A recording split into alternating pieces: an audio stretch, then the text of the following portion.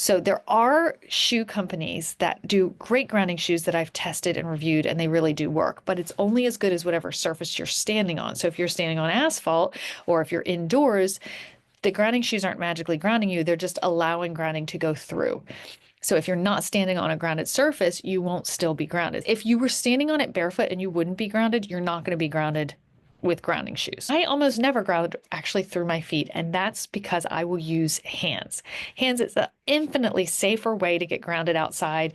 It's more direct. You can use pressure. You can hold onto a leaf and pinch it between your fingers. You're putting that moisture. You're having direct skin contact with a grounded surface of the earth outside, which is that leaf on that tree, or even if it's just a metal signpost sticking out of the ground or it's a rock, I'm putting my conductive, moisturized skin directly on the earth. Hands are so much easier because, first of all, when it's cold out, I can keep my hands in my pocket and just alternate one hand. When that gets cold, alternate to the other hand. When that gets cold, alternate to this hand. I can use pocket warmers. I can hold a hot coffee in my hand and do that and keep my hands nice and warm. And typically, surfaces that are elevated, like a tree, leaf, bush, plant, flower, even signposts are not chemically treated the same way that a green space like lawns are. So when you're outside touching something with your hands and then going inside, I just make it a practice when I enter any building to go wash my hands.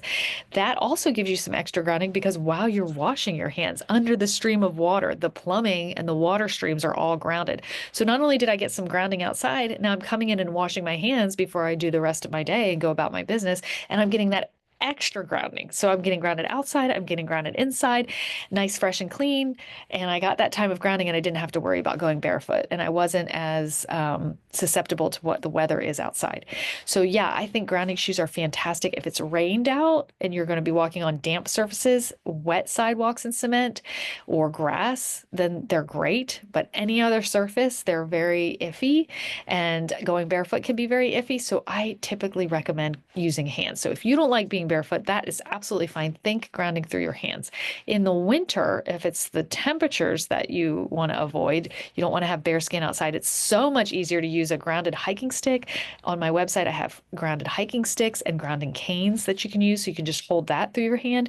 And you don't even have to have any skin exposed at all because I have silver gloves. So you can actually have your hands nice and warm in silver gloves and be using these grounding tools and ground through your hands. And again, no worries about having to go barefoot, no worries about if my grounding shoes are grounding me or not. And then there's also the added issue of even if you have grounded shoes on, then you have to make sure you have grounding socks, because if you put regular socks, it's going to block it. It's making that much drier, and it's usually putting some kind of elastic or synthetic polyester fibers in between the foot and the footbed.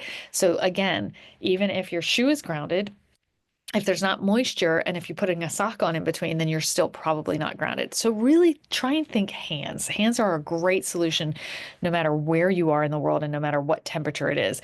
Go outside and see if there's something you can touch for even a few seconds to get grounded. And then when you come inside and wash your hands, you're also grounding for a little bit of extra time and getting clean and warming back up and grounding is for some extra additional time on top of it. So it's win-win-win, I think, to ground through your hands.